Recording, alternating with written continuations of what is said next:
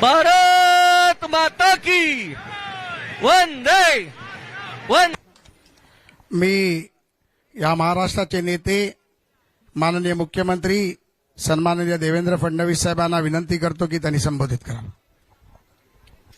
भारत माता की, भारत माता की, छत्रपती शिवाजी महाराज की, धर्मवीर छत्रपती संभाजी महाराज की, जय भवानी, जय भवानी। हिंदवी स्वराज्याचे सरसंस्थापक छत्रपती शिवरायांना मानाचा मुजरा करतो।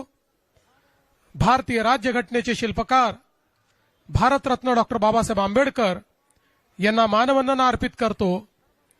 आणि आजच्या महाराष्ट्राच्या महाविजयाच्या या पर्वावर मंचावर उपस्थित असलेले, ज्यांच्या नेतृत्वामध्ये महाराष्ट्र भाजपने हा महाविजय मिळवला, ते आपले महाराष्ट्राचे अध्यक्ष रवींद्र चव्हाणजी, या ठिकाणी उपस्थित आपले मंत्रिमंडळातील आमचे सहकारी आशिष शेलारजी, पंकजाताई मुंडे, आमचे या ठिकाणी मंगलप्रभात लोढाजी, आणि विशेषतः अहिल्यानगर ची महानगरपालिका जिंकून या ठिकाणी आलेले आमचे विखे पाटील साहेब, या ठिकाणी आपले मुंबईचे यशस्वी अध्यक्ष अमित साटमजी, त्याचप्रमाणे किरीट सोमय्याजी, या ठिकाणी उपस्थित असलेले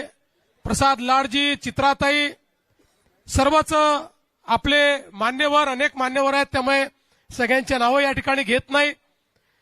आपले पिरिपाचे आमचे कवाडेजी आणि या ठिकाणी उपस्थित सर्व कार्यकर्ता भगिनी आणि बंधूंनो, आज मी सर्वप्रथम महाराष्ट्राच्या जनतेचे मनापासून आभार मानतो की महानगरपालिकेच्या निवडणुकीमध्ये भारतीय जनता पार्टी आणि महायुतीला महाविजय मिळालेला आहे। आणि एक प्रकारे सगळे रेकॉर्ड हे आपण त्या ठिकाणी तोडलेले आहेत। 29 पैकी 25 महानगरपालिकामध्ये भाजप किंवा महायुतीची सत्ता ही त्या ठिकाणी येते आहे। आणि विशेषतः सगळ्यांचं लक्ष लागलेल्या मुंबई महानगरपालिकेमध्येही, जरी आता काउंटिंगला उशीर होतोय, अजून काउंटिंग बाकी आहे, तरी जे काही ट्रेंड्स आहेत आणि जी वाटचाल चालली आहे त्याप्रमाणे निश्चितपणे पूर्ण बहुमत हे आपल्या महायुतीलाच या ठिकाणी मिळणार आहे। आणि मुंबईच्या महानगरपालिकेवरही महायुतीचा झेंडा फडकेल यात आपल्या मनामध्ये कुठली शंका नाही। खरं म्हणजे जसं आता अध्यक्षांनी सांगितलं की आपण या निवडणुकीमध्ये विकासाचा अजेंडा घेऊन गेलो। माननीय प्रधानमंत्री नरेंद्र मोदीजी यांच्या आशीर्वादाने त्यांनी जो विकासाचा अजेंडा दिलेला आहे तोच अजेंडा घेऊन आपण जनतेमध्ये गेलो होतो। आणि या विकासाच्या अजेंड्याला जनतेने भरभरून त्या ठिकाणी प्रतिसाद दिलेला आहे, हे सांगताना मला मनापासून आनंद होतोय। आणि ज्या प्रकारे वेगवेगळ्या महानगरपालिकांमध्ये रेकॉर्ड ब्रेक अशा पद्धतीचं मॅन्डेट आहे, या मॅन्डेटने एक गोष्ट स्पष्ट केली आहे की लोकांना विकास हवा आहे, लोकांना प्रामाणिकता हवी आहे, आणि म्हणून लोकांनी आपल्याला या ठिकाणी निवडून दिलेला आहे। आणि आज एक गोष्ट अजून या निकालाने स्पष्ट केलेली आहे, महाराष्ट्राचा विश्वास हा प्रधानमंत्री नरेंद्र मोदीजींवरच आहे, हे देखील या निकालाने स्पष्ट केलेलं आहे। आणि म्हणून आज खऱ्या अर्थानं या निकालाच्या निमित्ताने हिंदुहृदय सम्राट शिवसेना प्रमुख बाळासाहेब ठाकरे यांचंही मी स्मरण करतो, कारण त्यांचाही आशीर्वाद हा आपल्या महायुतीच्याच पाठीशी होता आणि म्हणून हा विजय आपल्याला या ठिकाणी मिळालेला आहे।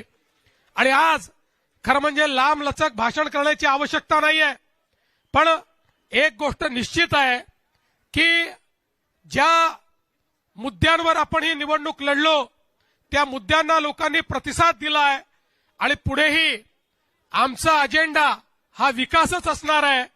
एकेका शहराला त्या ठिकाणी परिवर्तित करून तिथे राहणारा जो गरीब माणूस आहे, मध्यमवर्गीय आहे, या प्रत्येकाच्या जीवनात एक मोठं परिवर्तन आणण्याकरता या विजयाला आम्ही समर्पित करणार आहोत.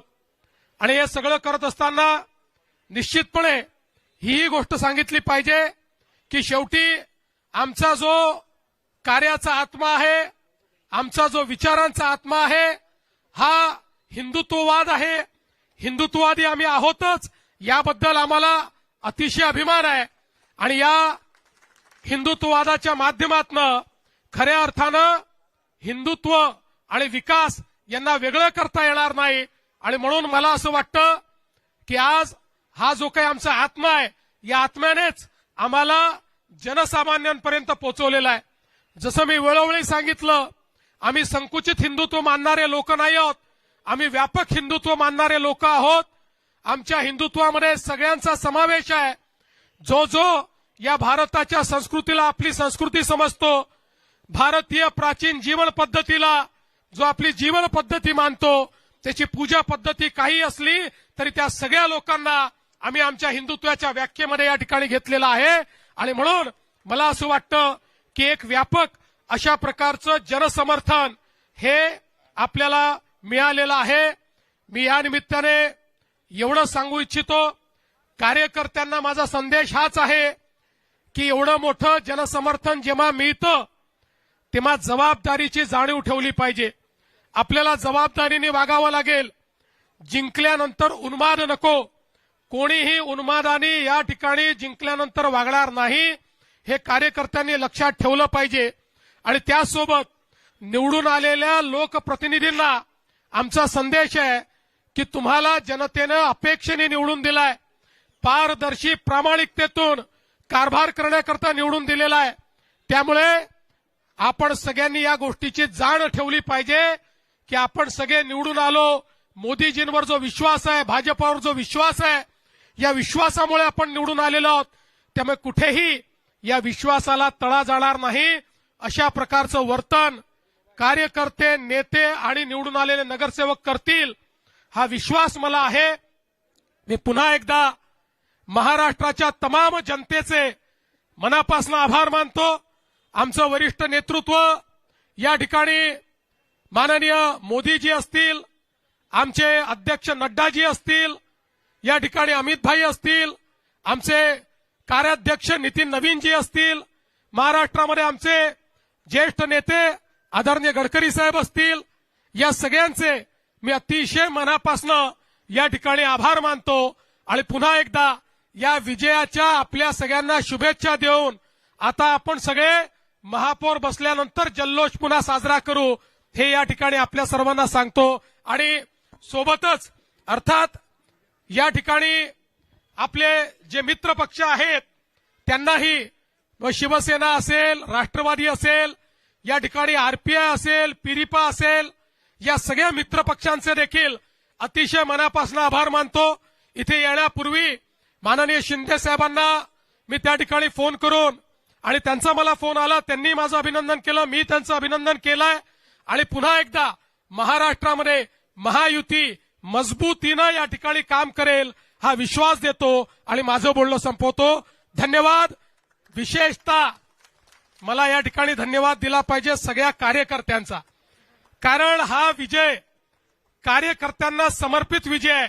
आमचे जे कार्यकर्ते 24 तास काम करतात, ज्यांना कुठलं तिकीट मिळत नाही, ज्यांना कुठल्या पदाची अपेक्षा नाही, जे या ठिकाणी 24 तास काम करतात, त्या सगळ्या कार्यकर्त्यांना देखील हा विजय या ठिकाणी मी समर्पित करतो. जय हिंद, जय महाराष्ट्र.